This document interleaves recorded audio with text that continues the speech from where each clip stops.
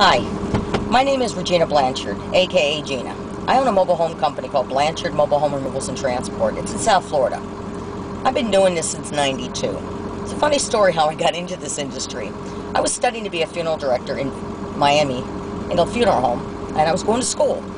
Well, I had to make an arrangement for a grade for a class. Well, the arrangement they gave me, an old lady died in a mobile home park.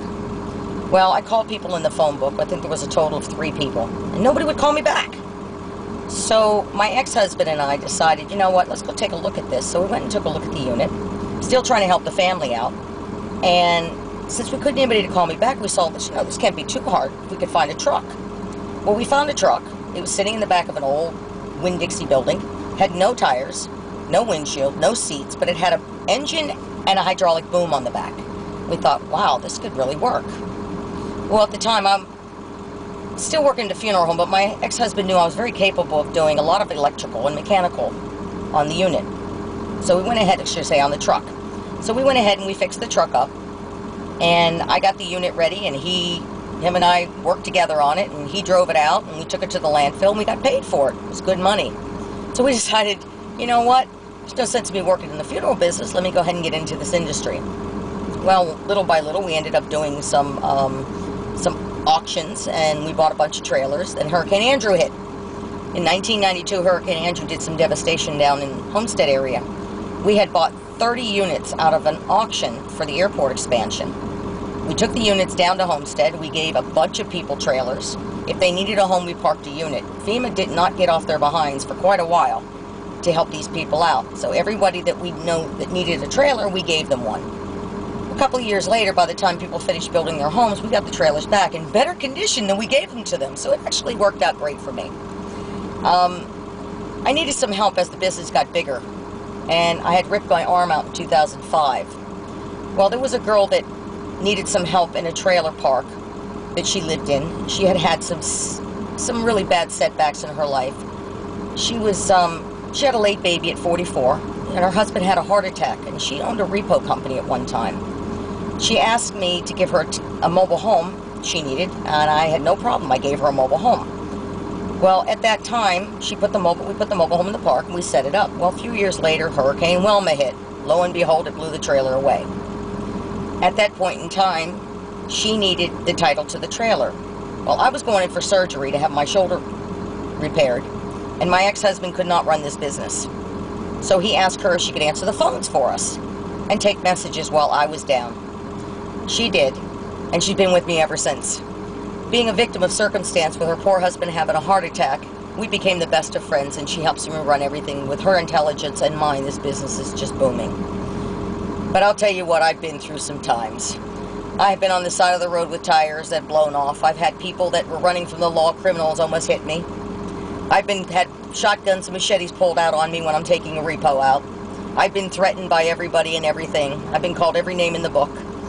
I have gone underneath mobile homes. I've seen snakes, rats, lizards, you name it. It doesn't bother me. I've been bit by spiders. You get over it.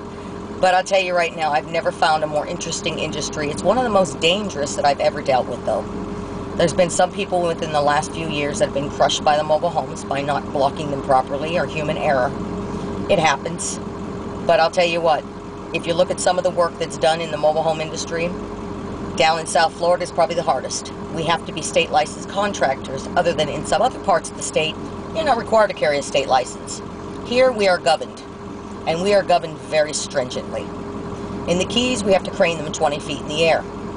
Down in South Florida, we have elevations and floods. Some mobile homes are set 5 feet in the air. Some mobile homes are set 2 feet in the air. Depends on what the flood elevation is. We have to pull permits. Permits in the northern part of the state, you're looking at $50. Permits down here, you're looking at $1,000. It's a bit crazy, but you know what? Somebody's got to do it. We move everybody from residential units to commercial units. And if you want, I'll show you some of the units that we're doing. Right now, we're taking one out of a park so that we can put a new one in. We're taking the aluminum off, and I'll give you an idea of what it looks like. Follow me.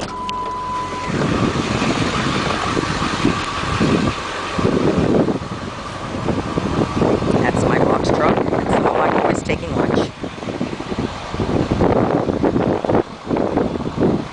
This is a mobile home in a mobile home park in a 5-star community that's coming out. They would like to put in a brand new unit. This is an old 1972. We're taking the aluminum off now. It's good scrap metal. Get some money out of it. The unit actually doesn't start until the porch. The concrete porch is right about here, going back. And we have to take this room off, and then we have to take the concrete off in order to get the house out. We'll put axles and tires on it, and we will roll this out. And we'll probably most likely either roll to the county landfill, or we might even resell the unit. So now you have an idea. As I said, this is my truck. That's what I drive around in. That's my baby, my dually diesel. I'll tell you, I drive everywhere in it because it's probably the most safest vehicle I've ever had. Of course, I happen to be a little smart. What do you say, smart butt? So I'm not going to cuss. And I have my little stickers.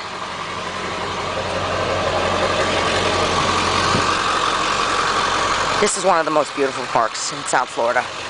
It's run by a family and not a corporation. And as you can tell, that's my beast. Well, now you know a little bit about me, and I'm going to say goodbye for now.